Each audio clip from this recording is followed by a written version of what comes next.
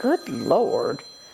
You know, we're doing something here. Lorenzo told you to turn your phone off a long time ago. That's crazy to me. She's so disrespectful. Yeah, she doesn't follow directions very well, does she? We're getting our heart out. Anyway, Over there to her on the phone. See proof of it. See? Okay, what was the question? It's got my drink down there. Yeah, Like here, a I'll grab it for drunk, you. Put I've it on always this side, got too. Dr. Pepper. Diet Dr. Pepper. Diet Dr. Pepper? Is there whiskey in it? No. I don't drink. Yeah, that's how you live longer. That's how I live this long. I don't drink. Nothing bothers me. You're an unbothered person. Well, I just, you know, by the time you're 85, if you're still wimping around about stuff, then it's pretty bad. Yeah. There we go. Okay. Make sure Fix it's me up. nice. Yeah, I got you. Okay. So just say Sally sells seashells by the seashore. Sally sells God. Hello, Lorenzo. How's that? That's perfect. Not, You sound great. yeah. Okay. Hi, my name is Ardis Griffin Schnell, and I am 85 years old. And today, I'd like to tell you about my life's journey.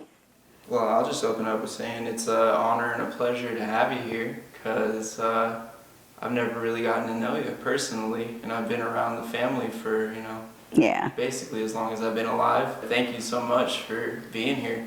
Thank you. Of course. I was born in Tulsa, Oklahoma in 1940, and my dad had to pay $35 for me to be born because Mother got all hoity-toity on him and wanted an obstetrician instead of the regular family doctor, who would have been 20.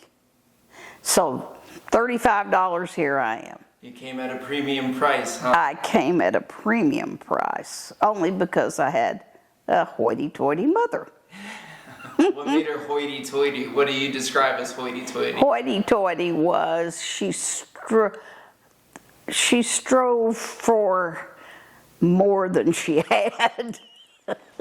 That way, you know. I have another friend who refers to it as la-di-da. La-di-da. But she was not la-di-da. No.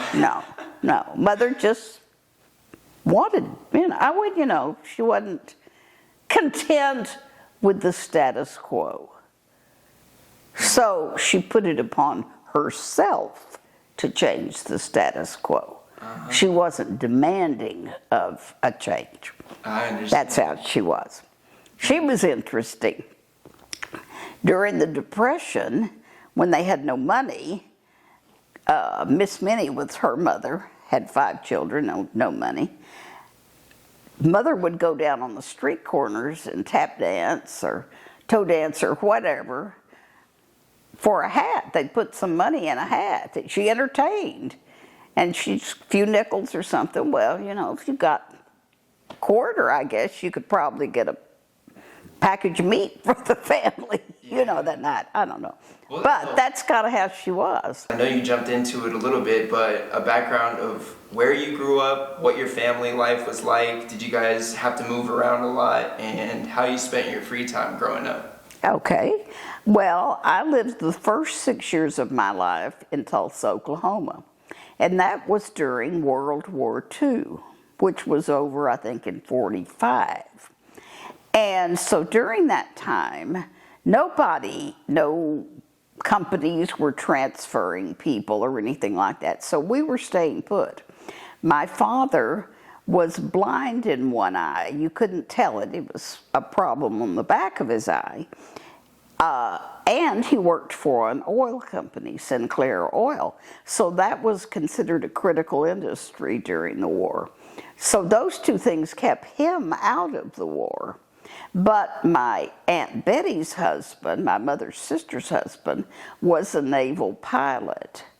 And he had been an oil man, so they had money. And so we all stayed, and Daddy was the man during the war, took care of my 2 cousins, and we didn't have a big family. I was an only child. Oh. And So, and my Aunt Betty only had 2 children, one before the war and one after the war, which was common during those days. Yeah. Yeah. How did you spend your free time with them? Free time running from those 2 cousins that were being mean to me because they were boys. Oh, yeah? Yeah, and dancing. Go to dancing school. When did you start dancing? When I was born. Yeah. I was runner-up for Miss Tulsa tap dancing when I was 2 years old. Miss Baby Tulsa, excuse me. Baby Tulsa. When I was 2 or 3. Do you ever go back to Tulsa to visit? Do you have any family out there still? No, I did have Uncle Ben, the naval pilot, until he died, and we did go back as grown people to see him. But no, nobody else. Did you have an idea of what you would be doing as an adult back then, as a kid growing up? What did you think that you would be doing as an adult? Absolutely no idea. Nobody talked about futures then. Everybody was just getting by day. Yeah. Yeah, no one talked about that. That's a new thing. People talk about, Yeah. prepping and... Making plans and all. No, there were no making plans. You just surviving. Yeah, you took it day by day. What was your first job? Why did you get it? And how much were you getting paid at the time? Well, my first, funny job, I guess, was Piggly Wiggly grocery store, where I was demonstrator for Dole Pineapple in my one-piece swimsuit. I was probably 14, with a grass skirt and the toothpicks. The pineapples on the toothpicks. At Piggly Wiggly. That's a Midwest thing, right? It's West Texas. I don't know where Piggly Wiggly originated. But back to moving from Tulsa, when the war was over, companies started transferring people. There was mobility in the world then. And Daddy got transferred to Corpus. So I went to first grade in Corpus. And then we moved to Midland, transferred there. And that's where I stayed, West Texas, until I was grown. What was school like for you? Did you enjoy it? Did you hate it? What, indifferent? No, I liked it fine. I hated math. Yeah. But, no, I did fine in school. It wasn't, it wasn't a, oh, God, I don't want to go today, sort of thing. My favorite story was how you guys dated. How we dated? Friday dates versus the Saturday dates. Teenagers dated then. Now everybody kind of meets someplace or gangs hang out together. But no, you had priorities. Friday night, you could go out with your girlfriends or boys and drive around the thing that was like Sonic, only it was called Days, and drive around like that. But Saturday night, you had a date. And you had a date with the person who called you first. And you had no caller ID, you had no way of knowing. Whoever called first, if Richard called first, and you really did not want to go out with Richard because you thought Dan was going to call, too bad. You picked up. You couldn't, besides, if you had told Richard, no, you were staying in, you get seen out with Dan. And so you couldn't do that. And that was the way it was. Everybody did that way until you were going steady, I guess, with somebody. But for general, But everybody, we dated a lot, which was good. We met a lot of people. Yeah. Yeah. Because it could be a friend, just friend basis on Fridays. Friday friend day. Yeah, you could not do a that. date. Doesn't mean you didn't have a date on Friday if somebody called for Friday. Okay. But meant if you Saturday didn't, for sure. then Saturday that for was sure fine. that That was was a little more acceptable. serious, a little more Yeah, serious, it's right? acceptable, yeah. What were you getting paid at Piggly Wiggly's? You said you're Oh, gosh. Who knows? A can of pineapple, 50 cents, 25 cents, a can of... I don't know. Maximum $1. Jim's the one when you get him. He knows all what he was paid, and it's just hysterical. Yeah. I don't know for anything. But then for a real first job, I worked for Shell Oil Company. And I worked in the geology department. and basically was in charge of, if you wouldn't understand if you had never worked in geology, but geologists have logs, long, slender pieces of paper that have been fixed and folded showing what happens underneath the earth, the seismic reactions of things, and a lot of stuff. And that, yeah. Did you go And I do remember that I think I made like $300 and something every a month or every 2 weeks. I don't know. I can't remember. I remember 300 and something. Yeah. Yeah. Did you go to college? But it was fine. No, Lord, no, we didn't have any food, let alone or a car or anything like that. No food. Reminds me, and Becky wanted me to tell about what Mother could make in the kitchen with no food. When I say no food, I mean you open the refrigerator and they're part of a mayonnaise jar, or, you know, or a little bit. But if there was like 2 slices of bacon left over from payday or something, and some wilted lettuce, maybe a hard-boiled egg, that'd be wonderful with it. Mother would chop up the lettuce in the cast iron skillet with a little bit of grease of some sort, and or the bacon grease, I guess, and it simmered down, and then you cut that hard-boiled egg in half. She had half, I had half. And that was wonderful. That was good stuff. And how did you know what time it was? Okay. Well, we didn't have watches, and we didn't have a clock.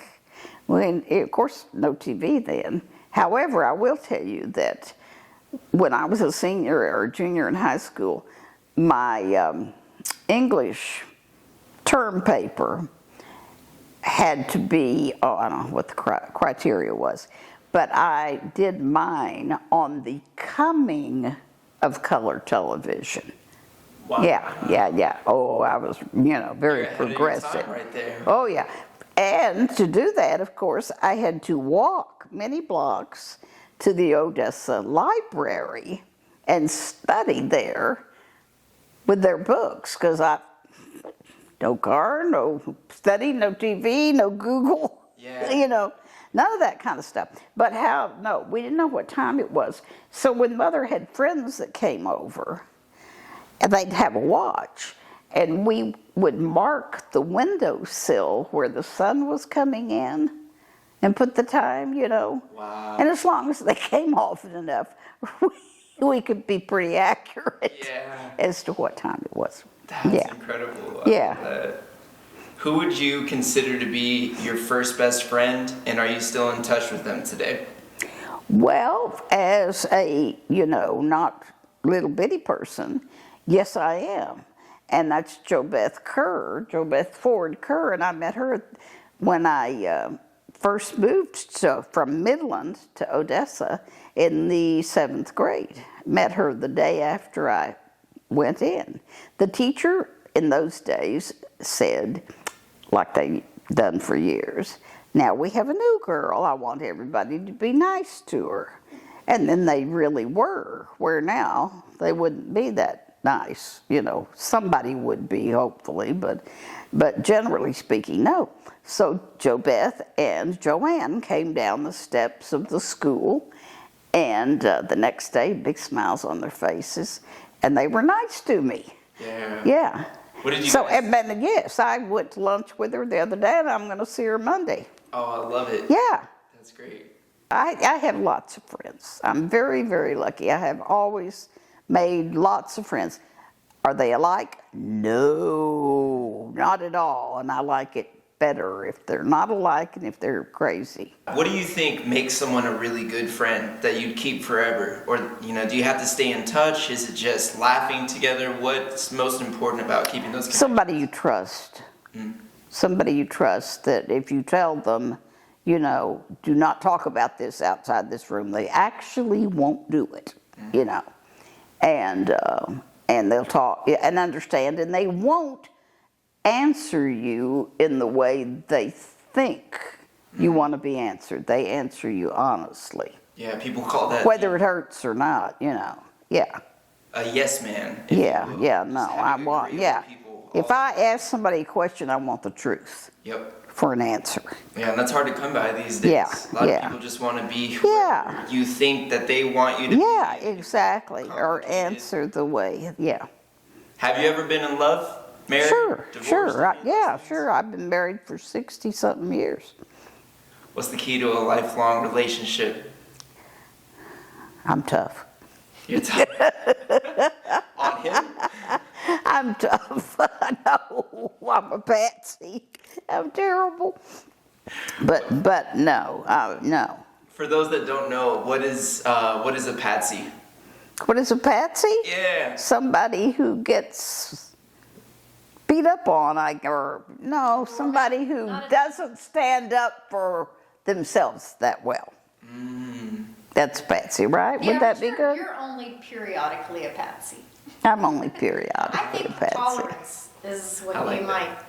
might. Tolerance? Tolerance might be one of the Patient, another patients, one. yeah. For a Stupidity? Oh, same.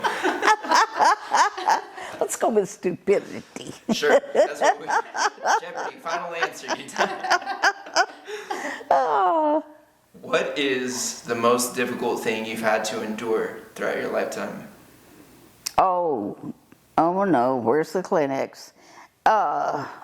The day my mother died suddenly, I was 33 and an only child.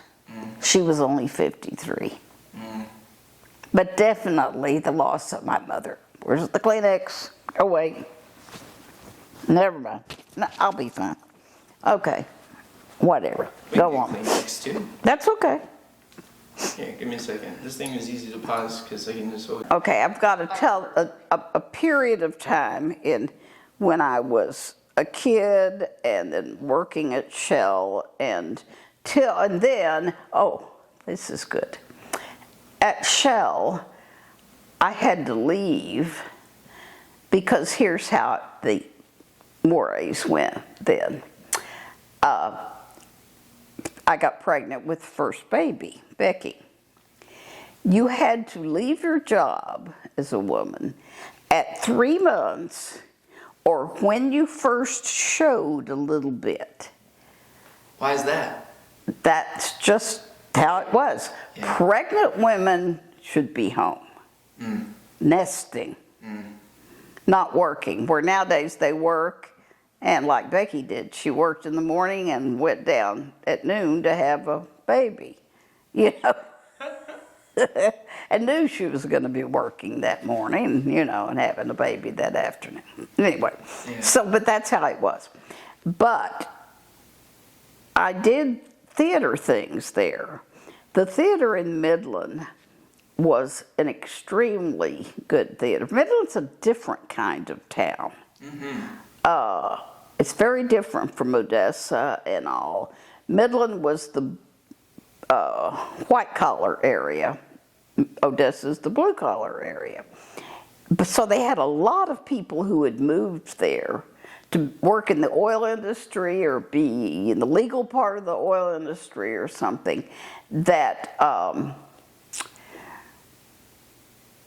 didn't really want to live there, and there was nothing to do.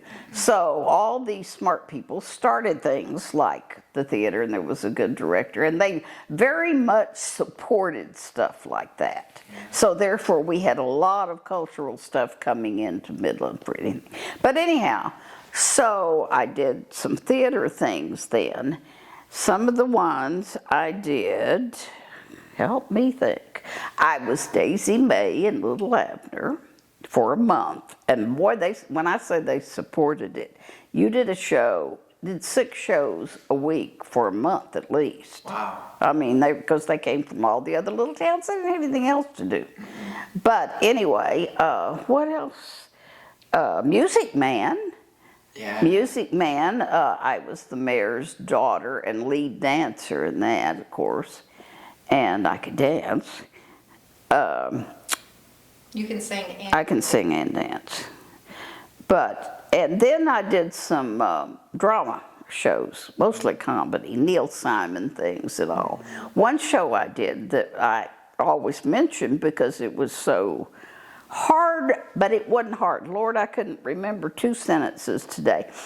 But there were only 3 of us in the show, 2 guys and me. It was a Neil Simon show called Come Blow Your Horn. No, did that one too. Star Spangled Girl. So I was the only one in my dressing room. If I was on the stage, one guy was, guys, if I was off the stage, the guys were on.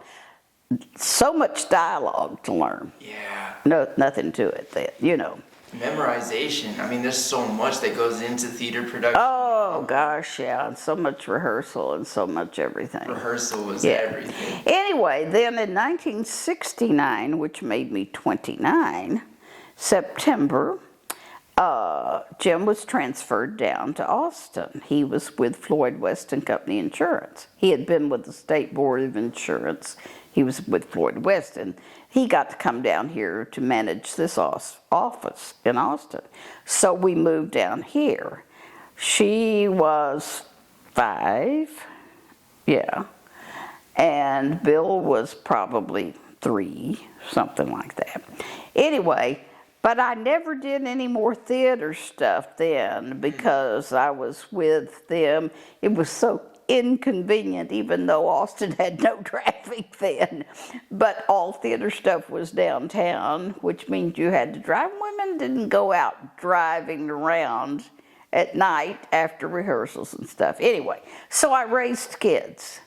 Yeah. I taught soccer. You know, I campaigned for whatever, played tennis. What all did I do? Put on shows at Falcone's Country Club. No kidding. Yo, gosh, yeah. Took kids on bus trips. Oh, yeah, taught, what do you call it, at Spicewood Elementary. Drama. Drama for the kids. Wait a minute, pause. What else? How did you meet Jim?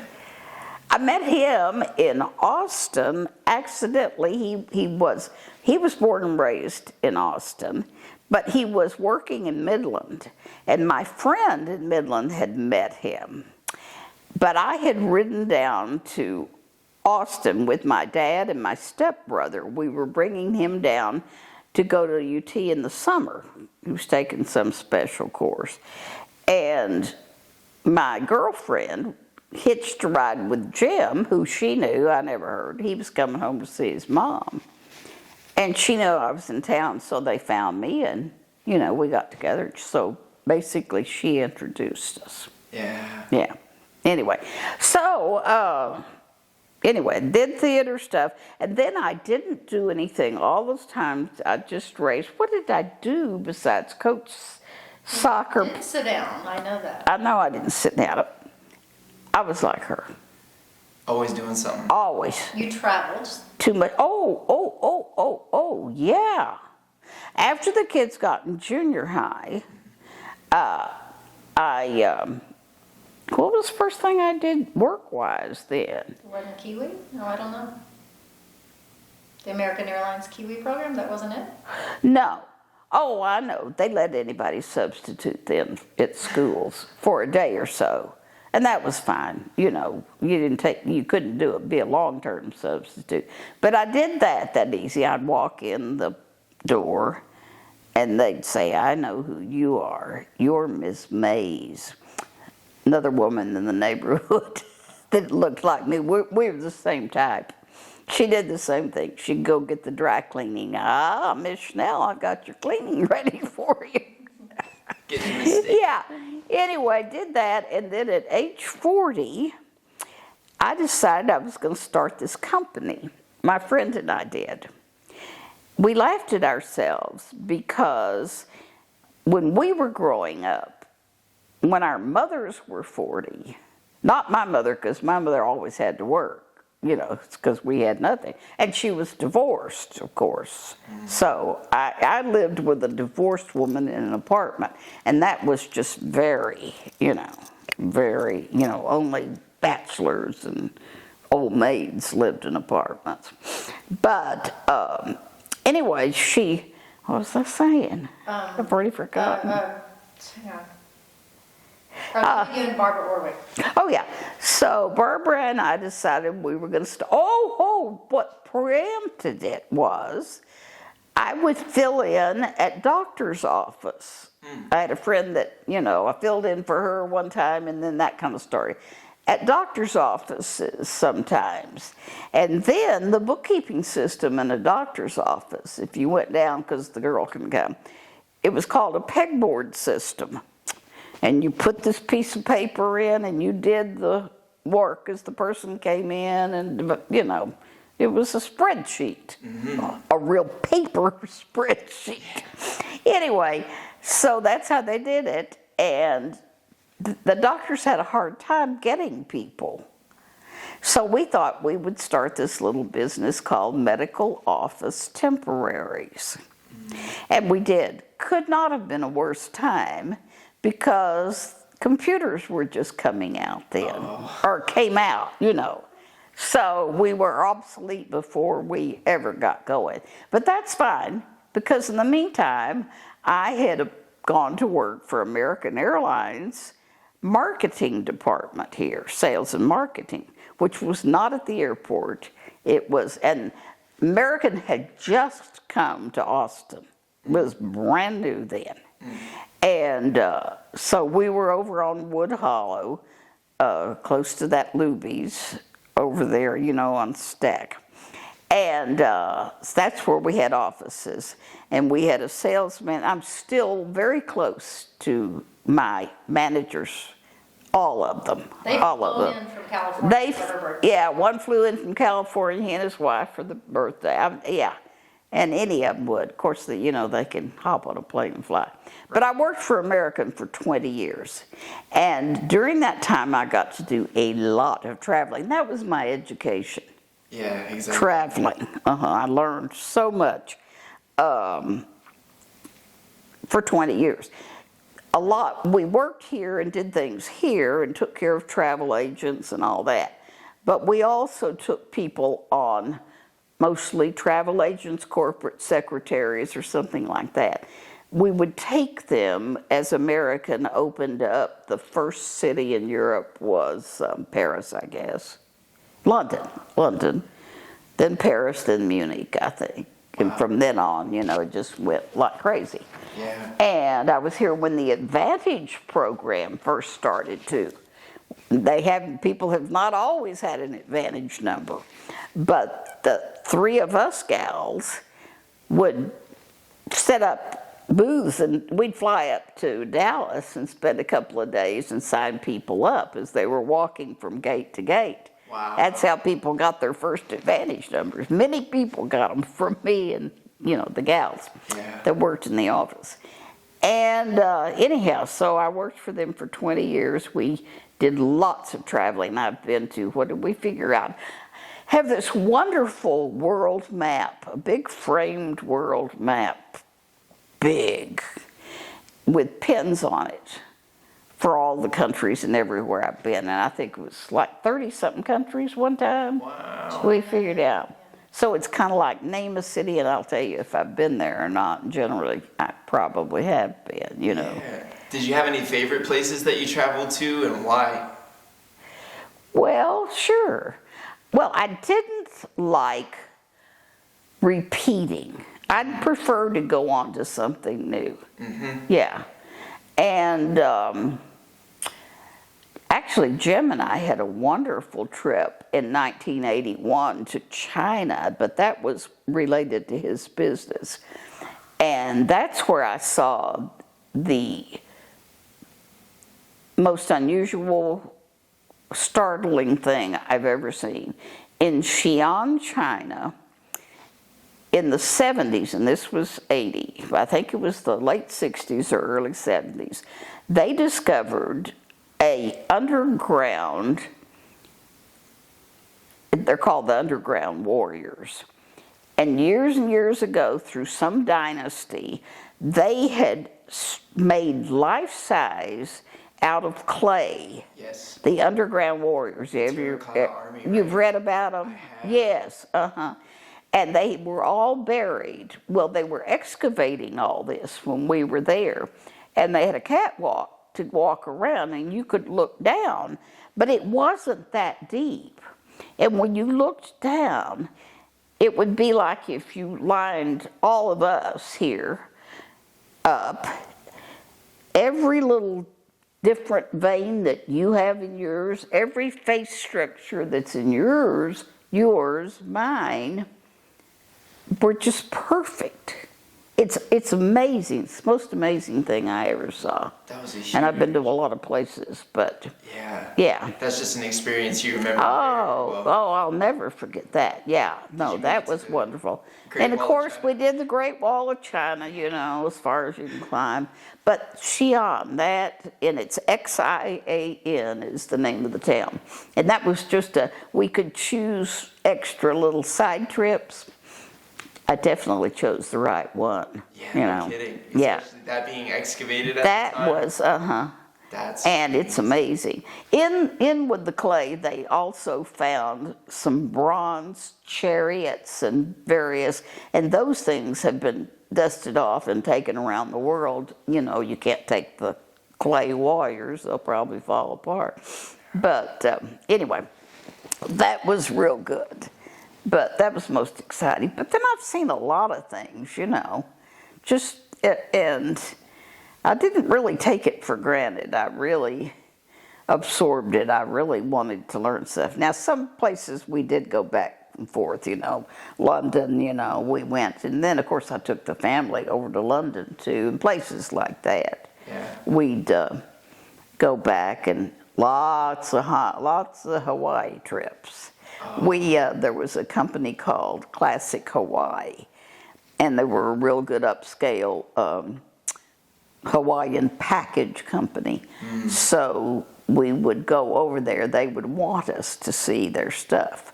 That's what the companies wanted us to sell their things, or us to take the travel agents so they would sell, you know, and experience the things. So Hawaii a whole lot. And what else? What else have I? Well, I've been a lot of places. Yeah. Oh, had a good experience with Prince Charles one time. That was really funny. We were driving with another couple in Scotland. We had flown into Manchester, England, and got a car. Okay, I'm going to do it like you're looking down at the map. We started driving all around the perimeter of Scotland, went to St. Andrews, the golf place, the whiskey places, and all of them. But one thing that you pass when you're doing that, and it was September, is Balmoral, which you've heard about. Well, you always hear about Balmoral when you're listening to things about the royal family. And that's their summer home, their summer castle. Well, it was back during the time, and you don't remember it because you were a kid, but you do remember it because you're old. Anyway, but it's when Prince Charles, who was still married to Diana, was fooling around with Camilla. So, and everybody in the world knew it, you know. So we pulled into the driveway at Balmoral because it's usually open, even though we saw that the flag was up, and that meant the Queen was in residence and there wasn't going to be a tour. So we turn around and go and get back on the road, and we're going down the road in our little bitty car, you know. And the guys are up in the front, and our friend Ross was driving, and Marianne and I were in the back. Well, from the back of where we were sitting to the back of the car wasn't any farther than the back of that table right here, you know, because it's sloped down in our little bitty car. So we're going down the road, and Ross says, "Ladies, Prince Charles in a Range Rover is right behind us, tried to push me off the road." And then he says again, "No, girls, I mean it. Prince Charles in a Range Rover is right." So Marion and I turned, and he wasn't any farther than you are. Wow. Ears sticking out. You know, he used to have these ears, or he has them. He just, I don't know. But anyway, he was trying to push off. And we figured finally he went around us, you know. And we figured out he only had certain minutes to get over to Camilla's castle. And we were slowing him down. But that was a funny experience. And I've had several funny runs-ins like that. I don't know what. Just the right place, the right time. Yeah. One time, two of us interviewed for jobs accidentally. How did you do 40,000 feet in the air, flying from somewhere in Austria back to, you're trying to tippy-toe by, aren't you? Back to somewhere. Austria? Is that what you said? Or no? From Austria, somewhere in Austria. And these guys were there that had a company. And we'd considered doing this before, another one that did the same job that I did. They wanted us to come do conventions for them, because they did conventions all over, everywhere, and we could find, set up and make people happy and all that kind of stuff, Anyway, so that was unusual, and I'm sure I'm forgetting 1,000 things. Well, that's good. They'll come up eventually. Yeah. And it's more important for you to remember than anybody else to remember. Yeah. I think if you can reflect on it. Becky likes the empty refrigerator stories and the watch. Yeah, you made a sundial back then. I made a pretty much. sundial. Remember your 50s very much, but when you turned 60, you got a birthday gift. Oh, I got a birthday gift when I was 60. Got it from my daughter. She and Bill had been talking. I was turning 60, and that was a big deal. And so they wanted something, exciting.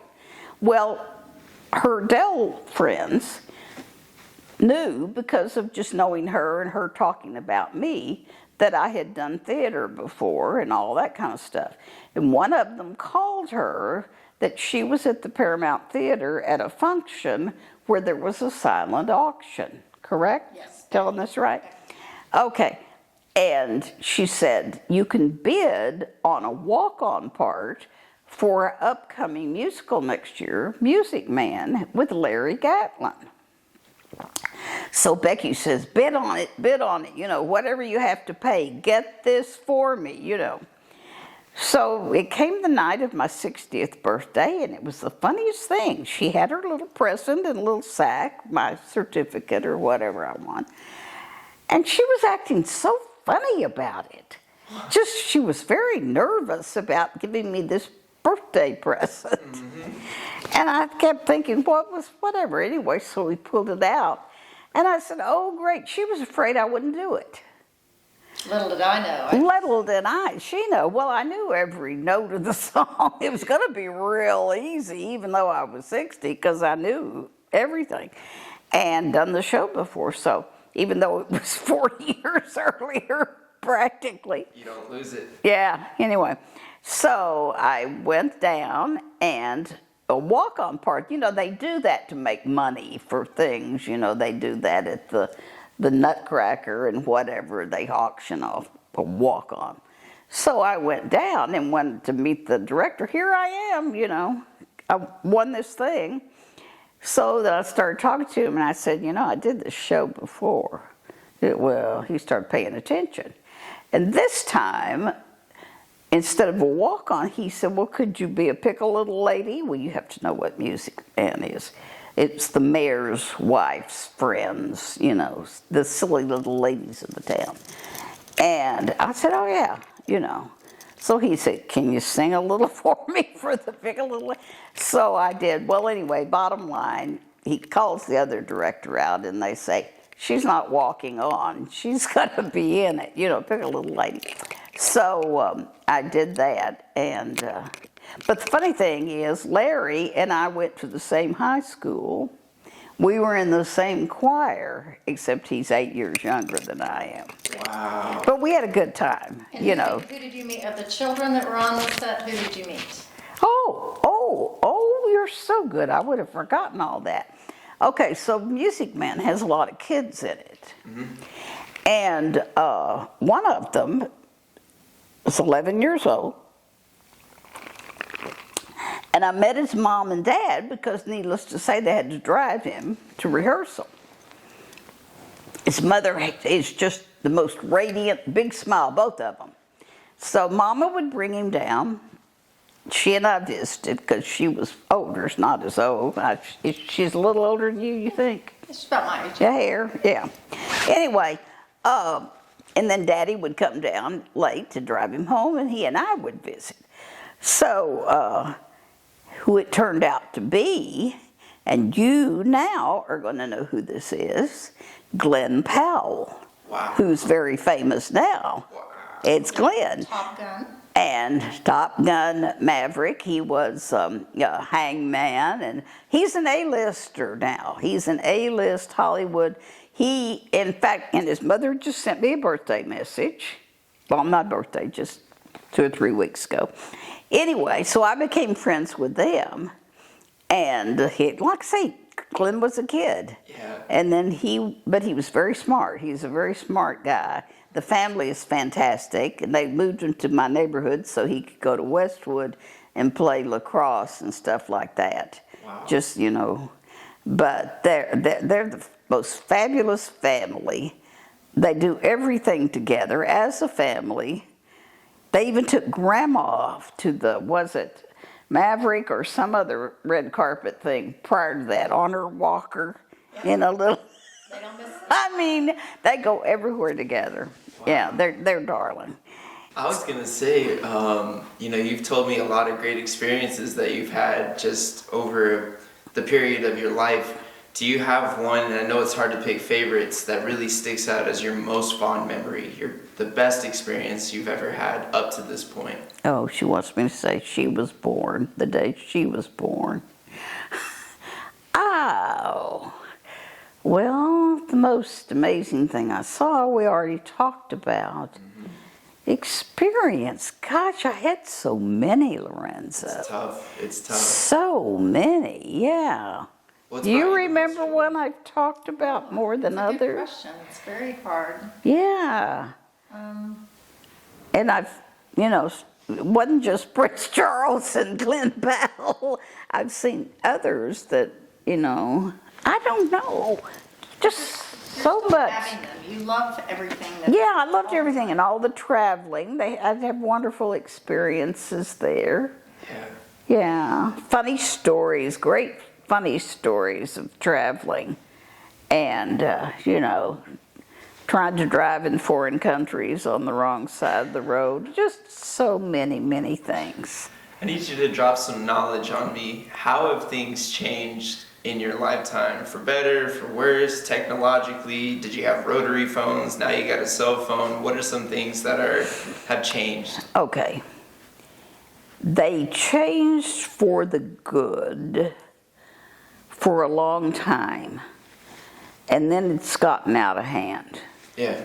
And the crooks are smarter than we are. Yep. And so some of the things that were so wonderful and helped us so much technically. Oh yeah, back when I was growing, yes, we had the rotary phones. We had party lines where you had to get Martha off the phone so you could call and use the line yourself. Yeah, we had it was all prehistoric. It was, I grew up, my teenage years were the Beaver Cleaver generation. What's that? Beaver Cleaver. You didn't ever see Beaver. No, Leave it to that's mine. Beaver. That's mine. Leave it to Beaver. Yeah, I have. Yeah, okay. Where Mama was right there in her little dress and apron, and Daddy came home, but I wasn't that way. Because Mother and Daddy had divorced when I was like 7 or something. Wow. And so I was kind of the lone kid. I spend a lot of time alone. It doesn't bother me. You were a latchkey kid. I was a latchkey kid. Yeah. But you didn't have to worry about child predators following me home from school and stuff like that, Yeah, It wasn't a bad world. You didn't worry about things but all of the technology, it's sort of like, and Becky will tell you I've done well for my age with keeping up to be able to live in this world technology-wise. And suddenly I just got to the point when this AI stuff got, I thought, I give it up. I've learned all I'm gonna learn. I'm done. I can communicate. You've done social media posts with music and effects like a few years ago, so she's very progressive. What's that? I did what? You put like, I think you did a Facebook or an Instagram post with music and text added on top of it. That Maybe, was a couple probably years ago. did. Yeah. You're very progressive. Yeah. It's all the marketing experience. The Yeah. American Airlines. Well, yeah, I had to. But then, and yes, we had some, the computers and stuff, but, yeah. But so many, when you travel to that many countries and all, and the things that happen, we had traveling stories, I tell you, you could not tell when you loaded a bunch of women up in Dallas in a plane, or men or whatever, mostly women, and to take them across to another country. You couldn't tell book by its cover who was going to behave, who was not going to behave. You just never knew who you were going to have to send home or whatever it might be. Yeah. One time I had a gal, lovely lady, she had been my seatmate going over. And we all started noticing that she was hanging out kind of after hours with the bus driver. It was the most horrible bus we had ever had, and he was 100 years old. Nobody could figure it out. So it came time to go home. She came to me that day and she said, may I have my ticket? I want to stay. What'll happen if I stay? And I said, well, I can give you your ticket, but I can't guarantee you a seat anymore if you don't stay with me. You're on your own. You're at the mercy of that gate agent whenever it is you plan to come home. I'm no longer, here it is, but it's a standby ticket and that's you. So I gave it to her and we came home. I didn't go to work the next day after we came home, jet lag day. Went in on Monday or whatever it was. The phone was ringing in the office. Ardis, this is for you. It was the bus company in England. When was the last time you saw the bus driver? They said, and I said, when he took us to the airport. He hasn't come back and he hasn't brought the bus back. No. So he and the gal went off on an adventure. I guess, I don't know. But there are more stories than just that one. I just happened to think of that one. Yeah. But lots of experiences like that. Yeah. What does your extended family consist of? Do you got cousins, grandchildren, great-grandchildren? Well, that's now, but I was an only child, and so it was just me and mother. And in those days, men, if there was a divorce, men didn't do hands-on anymore with the children.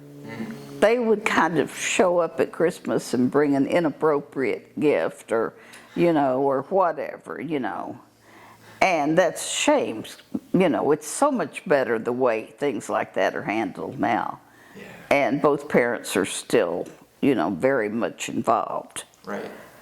And what was the question, Lorenzo? Oh, I was just asking about, your extended family. Oh, yeah. So it was me and mother, but then she had 4 siblings. Okay. But they lived all over the country.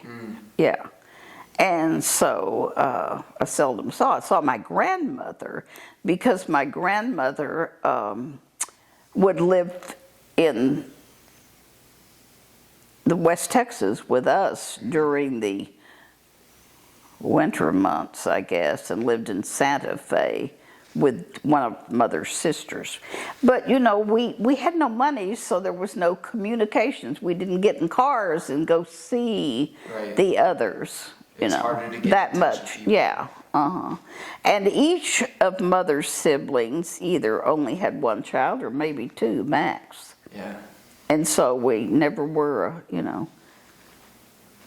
after we were grown, and then the younger ones like us were able to travel more than we saw them then. But Wow. No, And that's no. why you had 2 kids, right? Because you didn't want to just. That's right. I would never have had just one child if possible. You know, it's a terrible thing to raise an only child. Why is It's that? terrible for the child. Yeah.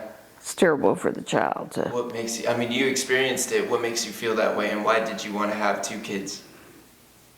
And I'm wishing I had had 3. Yeah. And I always told Becky that, and I maybe figured into Luke. It may, you know. But because then you don't have any siblings. You don't have Christmas bunch of people or, Yeah. you know, the stuff. It's good to have a family unit. Yeah, yeah. And even if you don't have friends, you've got family at least, Exactly. siblings. Yeah. Yeah. And I married an only child. That's even worse. Oh, wow. Yeah. Do you guys spoil each other or what? Huh? Do you guys spoil each other or what? Spoil each other? With love and affection and gifts? And all- gifts us that? No. Nah. You married the wrong only child. No, no. And people always say, you were an only child, you were spoiled to death. You can't be spoiled when there's no money. Exactly. You can't be spoiled. But I know what a spoiled only child acts like, though. I had a friend that was one. So, anyway, is that you? Oh, you're fixing it. Okay. That's okay. We cut things like this in post-production. I handle that kind of stuff. Yeah. No worries. Yeah. It was the only child comment. Huh. What matters to you most currently, right now? A lot. Staying alive. It's a good one. How do you do that? And you don't have any control over that, so you just do the best you can. I don't know, family. Yeah. Yeah. What about family? What's important? Just seeing them and yeah. And friends, like I say, I've always had a lot of close girlfriends. A lot. Yeah. Yeah. I've never been, you know, just a one girlfriend kind of thing. But they're all equally important, or at least 4 or 5, you know, Right. are really strong friends, yeah. What do y'all like to do together when you get together these days? Well, when we were raising our kids and teenagers in the neighborhood, we were referred to as the Pointless Sisters. The Pointless Sisters. There were 4 of us. Then we lost Ann when she was 50 years old. And, but you never knew what we were going to be doing. We might be toilet papering the gay hairdresser's house for his birthday. Or, oh, you never knew what we were going to do. In costumes. What? Running a tennis tournament in costume. Oh yeah, running tennis tournaments in Costco. Yeah, costumes. I remember one time a fun thing we did. We decided they were griping at the club. At Balcones Country Club was real new then, and they were complaining that there should be a Santa party for the little kids. Okay. And ours were older by then. And so we said, well, we'd do it, the Pointless Sisters. Ann could play the piano. And I could lead the singing. I guess Fran didn't, what she didn't have a talent of that one, unless she could do calligraphy or something. And then Val dressed up, Val, who's about as big as my thumb, dressed up as Santa in the chair and, you know, did the whatever. Well, we had so much fun that day doing that, that when it was over, we looked at each other and said, well, why don't we just keep doing it? Well, those days you could walk up to the nursing home and say, hey, here we are, you know, in our little costumes and all. Can we come in and sing or lead Christmas songs or whatever? Yeah, no problem. So we would go, we went around till we got tired. Or had to go home, or had to go take some kid to soccer or whatever, you know, whatever we were doing. That's great. And yeah, so we just did all kinds of foolish things like that. And we did them and we'd still do them to this day. Right. Dumpster diving, yeah. Dumpster And diving. you just choreographed a big group of them to sing at That's an true. event. Yeah. Yeah. And so, oh, that's true. Yeah. How do you like choreography as opposed to dancing? I'd prefer to dance, but my legs don't do it anymore. My legs don't work. Do But I could put it together and do that a too. quick run through of the highlights of your health struggles and how you've. Oh yeah. made it through Here's and how what that put has it made it in- on everything. Yeah. I was sick during Music Man the second time with Larry. Did not know what was wrong. But staying in there and doing 2 performances a day, I mean, it was very, very hard. So a couple of 3 months after that, one day we had a family funeral, and I got so swollen and I was just so sick that day. Becky and my former daughter-in-law had to come over and help me get dressed to get to the family funeral. At that point, it was so bad, I called the doctor's office and I did not ask them when I could come in. I just said, I'm coming in. As soon as, the funeral was over, and they had to help me in the funeral. It was awful. Anyway, I was diagnosed with lupus.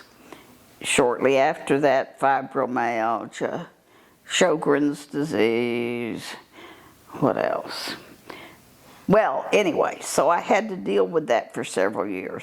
And so the arthritis and everything that came with that so bad, I had to quit playing tennis, which I did a lot. We did a lot of that because I would get so swollen and just being out in the sun, I was sick. So anyway, that went along for a little while, and then 2012, I was 72. And one day, I was doing just fine. I was getting ready. I worked at the women's club. We did a big event every year to raise money for scholarships, and I worked in that quite a bit. And so I'd been to the beauty shop. I was perfectly fine. Came home and started to feel a little tired. Jim called. He said, I'm on my way home. It's about 4:40. Do you want anything? And I said, no, I think I'm going to sit down. I'm tired. I'm folding clothes, but I'm going to sit down and rest. Because lupus makes you real tired, and fibromyalgia and all that. No big deal. All at once, I was hit with the widowmaker heart attack, the one where you are completely 100% blocked. And I couldn't get my breath. The pain, it was like being in a vice. It was horrible. But I kept myself together. It's turned out I'm good in a crisis. We have found out over the years. And I got on the phone for 911, but I couldn't hardly speak. Right.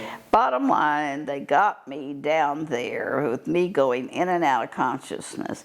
And I told the guys in the ambulance before we got there, I'm dying.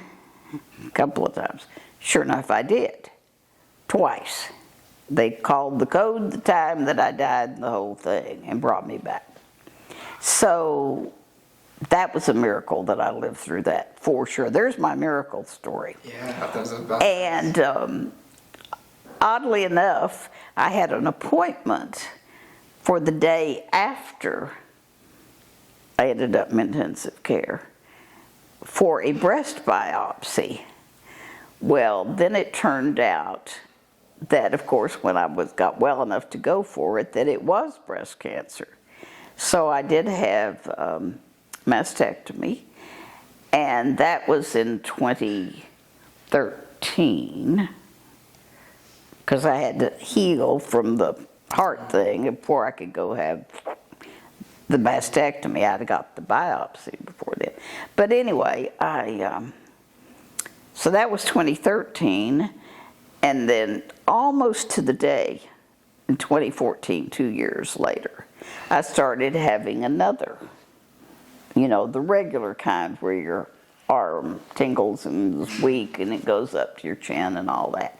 So I just went over to the hospital because the doctor had told me that The Widowmaker is where one of the arteries is 100% blocked.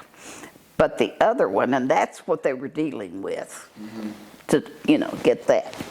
And so but he had told me the other one was 70% blocked. So I thought, well, that's what it is. And of course the doctor, they got him on the phone, it was about 10 at night. And he said, monitor her and tell her I'll see her first thing in the morning and we'll go in there and put stents on that other side.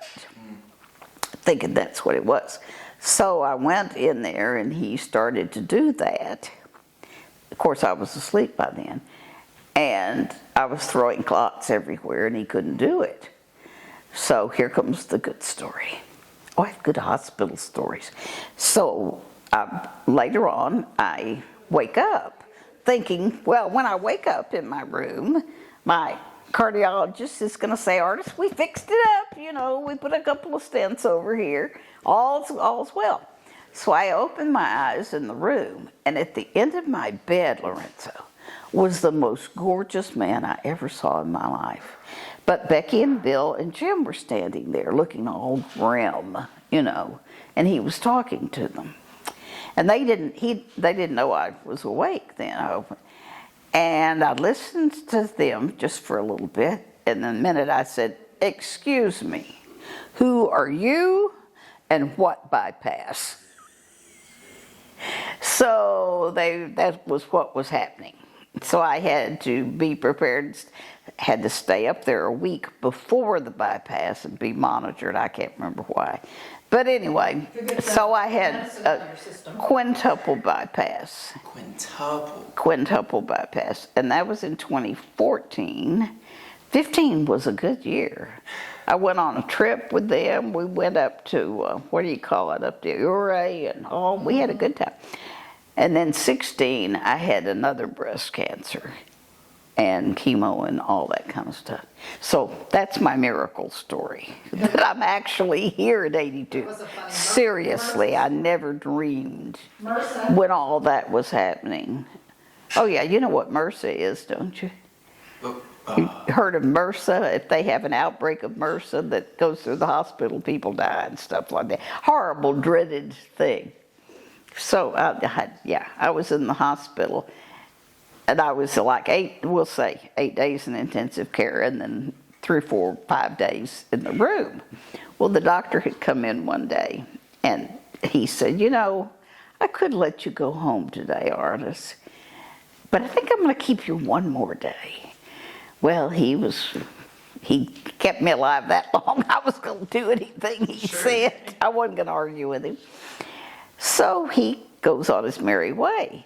And a few hours later, here come a couple of nurses in the room, fluttering around in those caps and things. Yeah, and hazmat suits, so to speak. I said, what's going on? Well, why are you, like this? And they said, oh, well, there's MRSA. We have MRSA. And so, On the floor. On the floor. And I could see out my door down that hall.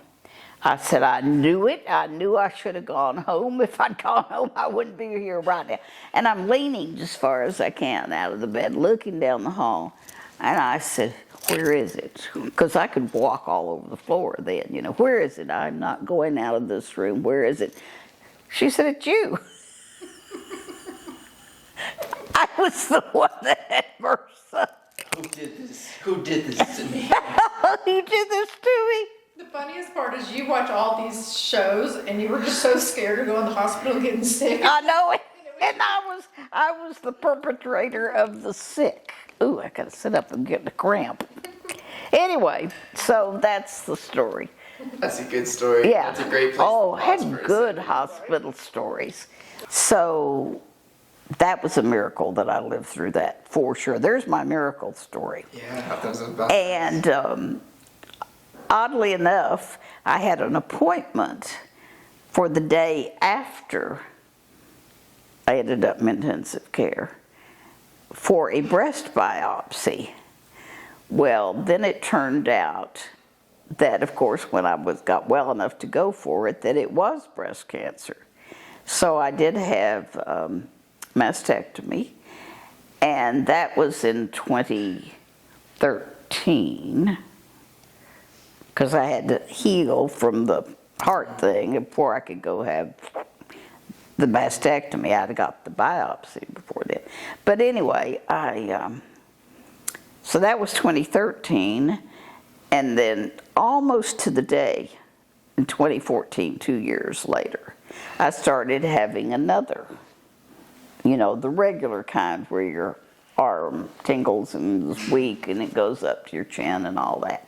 So I just went over to the hospital because the doctor had told me that the widowmakers, where one of the arteries is 100% blocked, but the other one, and that's what they were dealing with, to get that. And so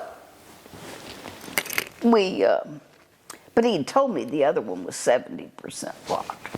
So I thought, well, that's what it is. And of course, the doctor, they got him on the phone, it was about 10 at night. And he said, monitor her and tell her I'll see her first thing in the morning and we'll go in there and put stents on that other side. Thinking that's what it was. So I went in there and he started to do that. Of course, I was asleep by then. And I was throwing clots everywhere and he couldn't do it. So here comes the good story. Oh, I have good hospital stories.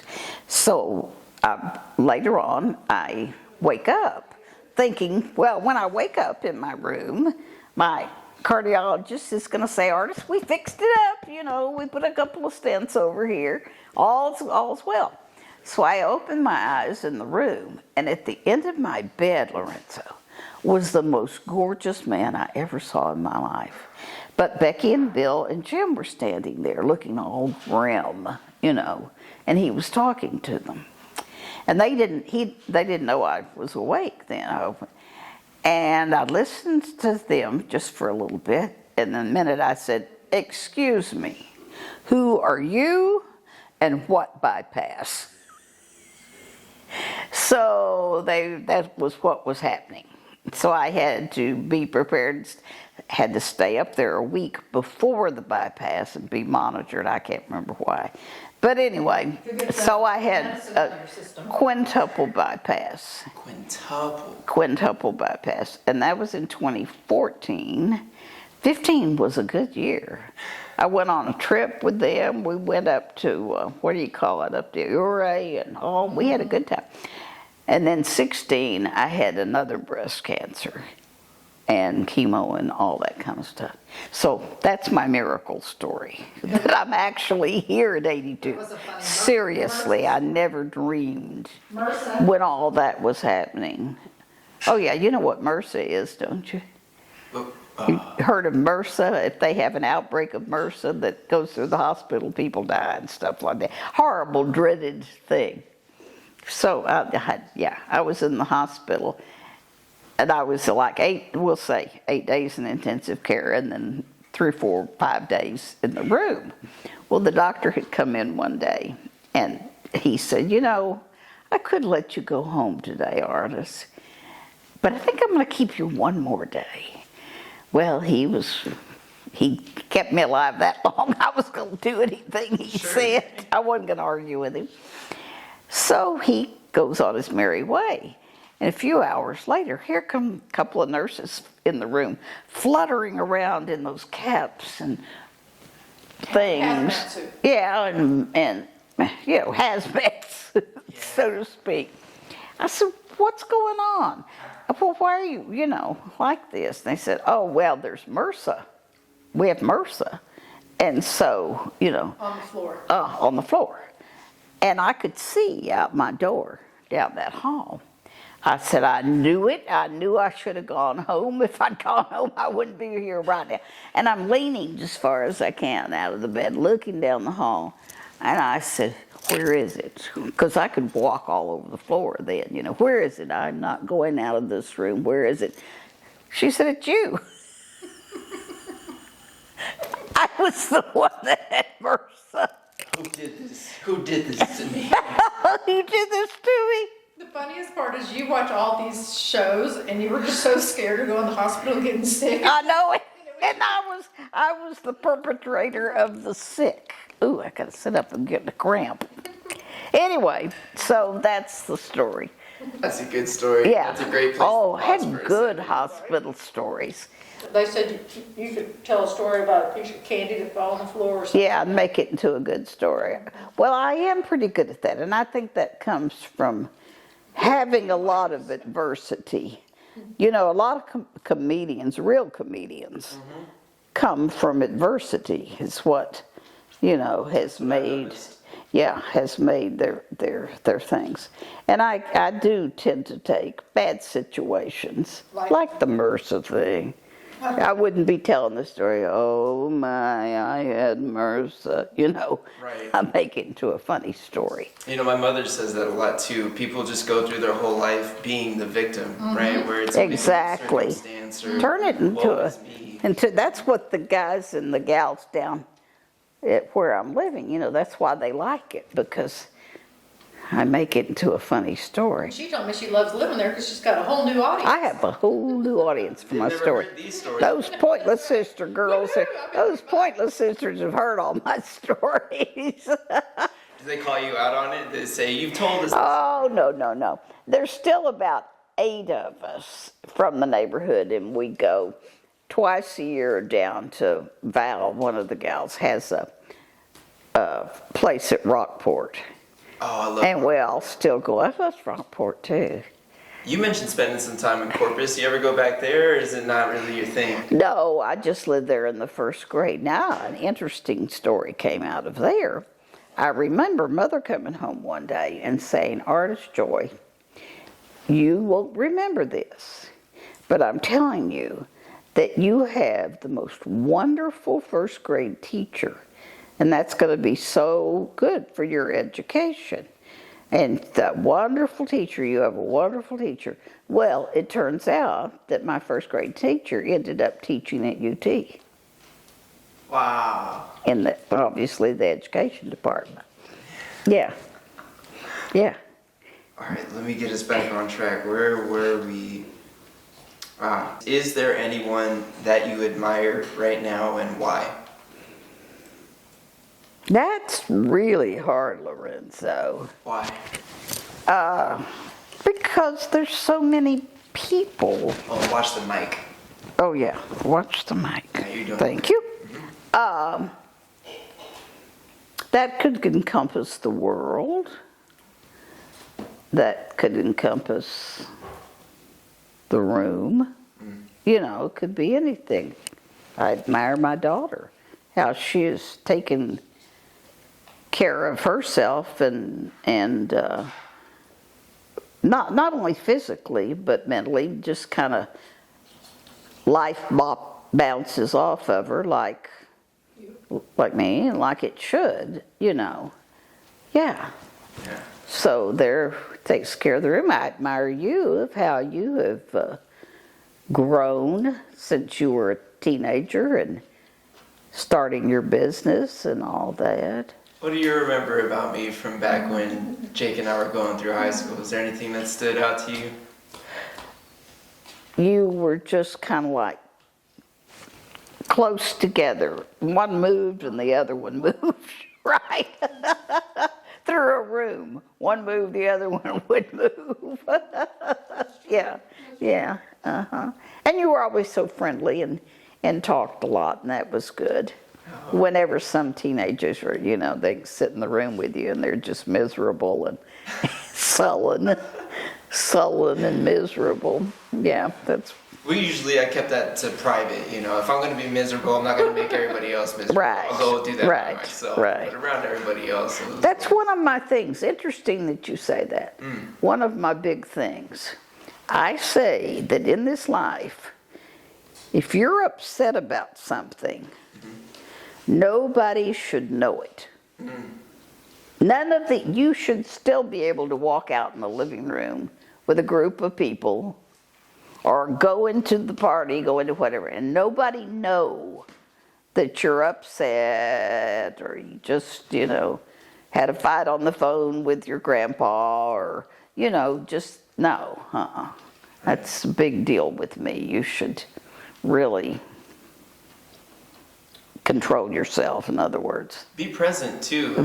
Yeah, not Try to to. return to homeostasis, for lack of a better word. You know, I think maturing for me, what I've realized is it's your ability to reorganize your patterns, but also just handle adversity quickly, you know? Right. Back in high school, it seemed like Everything was a big deal. it was the end of the world. Oh yeah, the end of the Right. world, right. And, you know, the world continues to fall apart. But Exactly. it's just a matter of what you can do now Exactly. to really keep yourself together. And do You're it for the people responsible around for yourself, you. That's it. you know, right, and how everybody perceives you. But yeah, I really hate it when I see grown people, you know, and you can tell, oh, they've had a bad day or something like that. You shouldn't be able, if they're grown people, to, you know. Do you have any regrets? Yes, and many people will say the same thing when they're older. You regret the things you did not do that you wanted to do, or you could have done. Yeah. Yeah, you don't regret what you did. You regret what you didn't do. Yeah. What were some instances like that for you that you feel like life could have gone completely different should you have picked a different path?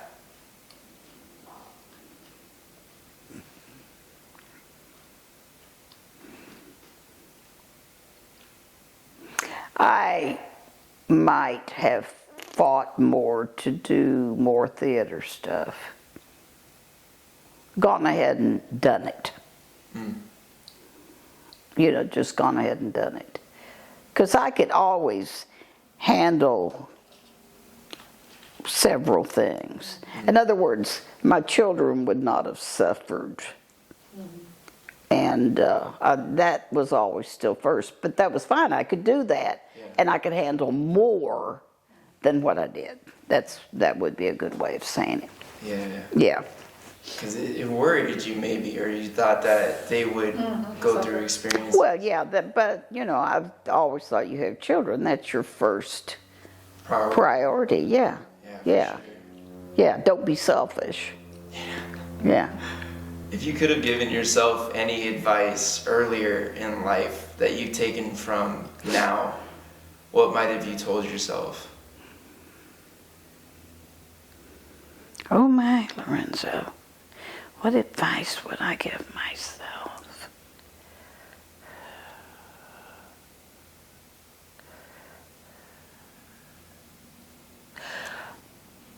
The thing probably that I tell my friends now that are still able to go, because a bunch of them, they still travel a lot, you know, and I can't do it anymore. You know, I wouldn't be able to get to the gate, you know, without being pushed, and then I get too tired. Long story. But anyway, I just say, just do it. Just do it as long as you can, because you don't know when around the corner you're not going to be able to. And that's what I... Take advantage of everything that you're capable of Yeah, doing, right? You know? absolutely. Uh-huh. You can't let those moments slip by you, otherwise it's just life can pass you by. Right, exactly. And that's why I it think does, yeah. You're a We lady have... that doesn't have many regrets, in my opinion. It seems like No. you've lived a very full life, and Yeah. it seems like there's so many. Oh yeah, there's so many things I couldn't think of today or something. No, definitely, and that traveling thing Yeah, was absolutely the best to come along, yeah. you know, because I learned so much from all of that. I'm really excited to leave the country. I haven't done it yet. I've been in a lot of different states, and that sometimes feels like different countries just for how Oh different yeah. it is, you know. But Yeah, I don't experience think you the have to world. leave the country for things to happen. In Yeah, fact, that's there's a lot of places right here that I wish I'd gone to, you know. Yeah, It's just so that it just happened at the time. that when I went to work there, that's when America was opening up to the world, you know. Yeah, And so that was timing. I just happened to get in on that at the right time. yeah. Well, hopefully this business will be what launches you to the, What did you say? what launches him to Europe or wherever you choose to go. Oh yeah. This yeah. business, hopefully it will launch you wherever you want to go. Yeah, I'll go wherever it takes me if there's somebody interested in telling their story. Sure. I mean, I think you're going to do great with this. There's, oddly enough, there's two perfectly ordinary places that I have not been that were high on my bucket list until the legs just won't do it for, you know. Cement plant. And Becky's been to both of them, or you've been to one, Prague and Budapest. Why were those on your bucket list? What made them special? Well, Becky had gone to Prague, and when she was working for Dell and worked there for, what, a month or so? I don't know how long you were there working. And because that's when you went, what, over to Vienna and some other places. And I've always heard from her and so many other people how neat Prague was. And Budapest then also. Yeah. My son travels a lot on his own, and he did at work for years. But not like, for instance, for his last year vacation, Yeah. or 2 years ago or whatever. He went to Thailand for 14 days or something. Oh, wow. Just tooling around by himself. He'll go tool around in different countries, you know. Yeah. And because he's real interested in, you know, he's always been that way. You gave him the know. travel bug, I'm sure. I gave him the travel bug, it's, Yeah. I You saw guess. a lot when you were. Is somebody knocking on your front door? Oh, it's probably my mother. Coming to the front door like a real person? That's exactly, you know, that's always the thing whenever I used to come over here. It was I know it. the You front nobody door ever side. comes to the real front door. Nobody ever comes to that front door. I swear. It's always that side door. Kind of bothered me to death. Yeah. Hello, Miss Iris. You coming to the front door like you're a real person. Yeah, she's real formal. She's just gonna let you just. Real in the flesh. Whoa. We're having a good time. It's fun, isn't it? Oh, that's good news. Yeah, I got a little B-roll of you guys getting in there too. There's, Back to the start of the show. oh, there's just so much, really. You know, when you're 85, Lorenzo, there's still so much. And I just can't, I wouldn't be able to remember half if Becky didn't, Keep you. you know, bringing it up, thank goodness. Yeah. Because some of them, and I'm sure there's some big things that even she and I haven't. I was curious, how do you want to be remembered, and do you believe your peers see you this way currently? How do I want to be remembered? And yes, I think my peers see me as I am, as being responsible and truthful. Because I'm going to tell the truth whether you like it or not. I have found through life that most people, and these are the people I don't like, most people will not tell you the truth. Particularly women throughout life. You want, I want my friends to tell me the truth. If I say, should I buy this couch? Or do I look good in this dress? Or if I ask you a question, I want the real answer. I don't want them to answer me back how they think I want to hear it. Yeah. No, I don't like that at all. And that's how people remember me.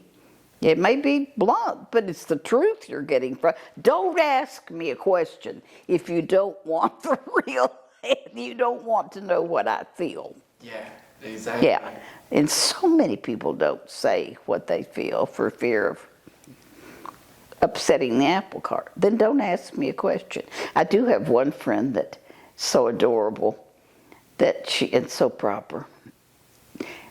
Her answer would be, if I said, do I look good in this dress or something, or do you think this Christmas tree that I decorated, do you think this is good? Her answer would never be, no, it's horrible. I mean, she'd say, I think we can do better. That's incredible. That's her answer. Very good, very good. But since I know her so well, I know that that means, oh God, you screwed up. So you think that your friends and your peers do see you that way? Yeah, they know me. Because you've never been one to. Yeah, they have to know me. Right. Yeah, So you because I'm, mentioned- you know. Yeah. You had mentioned at the beginning that you were a patsy, and you kind of explained that to me too. And now I'm seeing the distinction between that or, and telling the truth. So what helps kind of bridge that gap for you from being the person that is, tolerable, patient, and kind to others, but also can step into that truth unrelenting? I think it depends on who I'm dealing with. So you're tactful in that way, right? Yeah. You have a good, scope of the. Help me, Becky, on that one. I That's a don't good know. question. I don't know. It's a good question, yeah. Because I don't think you're as much of a patsy I'm not as you were saying. a patsy. Kind of joking. Kind of joking, kind of. And going back, that goes back to what I said about whenever you're older, you don't regret the things you did, you regret the things you didn't do. Right, Because you probably didn't do anything that was that bad, right. unless you did something that was bad. Yeah, you might gotta. Some people gotta check themselves for that. Yeah, That'll bring up some things. If they have big regrets like that, yeah. makes you kind of evaluate yourself a little bit there. What do you want to do with the rest of the time that you have here? What do you feel like is going to be, what makes you happy on a day-to-day basis, and what kind of brings you joy and fulfillment? Well, like I said, with me, that makes it different. I have done better in the illness part of my life because I'm used to being alone, being an only child and all. And so that doesn't bother me as much as it would some people. I like where we live now in that I can walk out the door of this wonderful enclosed place where you feel safe and have all the conversations I want with all the people. People are somewhere all the time. Or I can disappear for 2 days and watch Turner Classic Movies and nobody cares, Nobody is going to have a fit if I don't show up at my movie buffs meeting, or if I don't show up at this, or, whatever little, activity is going on. Yeah. It's important for folks to have community at this point. Oh, yeah. That's why I want to get out of that big house. All the young people are moving in the neighborhood great with and they should, with good school system where we lived and all. And, but there's just, It's a lot to keep up with. yeah, a lot, yeah. It's a lot to keep up with. Yeah. What are some of the biggest changes from, moving out of that house? Is there a lot of sentimental attachment to it? And, No. That's good. I'm not real sentimental. No? I'm not. I'm sorry. I'm not. My son's worse than I am. Oh, yeah? Yeah, oh gosh, yes. I think he's got a sentimental bone in his body. Do you, Becky? Well, you've completed all of my questions, and we've taken things, in a lot of different places. But I just wanted to open the floor to any questions that y'all have, to learn. Got any questions? Yeah, and it's like a test, I told him that one of my friends is Glenn Powell. The movie star. You're probably not going to know. He knows who Glenn Powell is. Movie star now. I don't know. Y'all covered a lot. You know, if you get out your phone and type in Glenn Powell, you'll know who he is. And, Yeah. I'm from West yeah. Virginia. Y'all covered a lot, though, I think. I think we did. Like I said, I'll think of 1,000 things. Yeah. But your questions are good, Those are good questions, yeah. My name is Ardis Joy Griffin Schnell, and every story deserves to be told. I've told mine. Got him. That was deep. Yeah. That was a deep question. They're gonna be calling you. I feel like I'm signing off at Dragnet. We screwed it up. I screwed up so bad. My sister's like, and I think my story needs to be told. Yeah, no one's really nailed it yet, but that was great. I think she just did. Yeah, good job. Good job.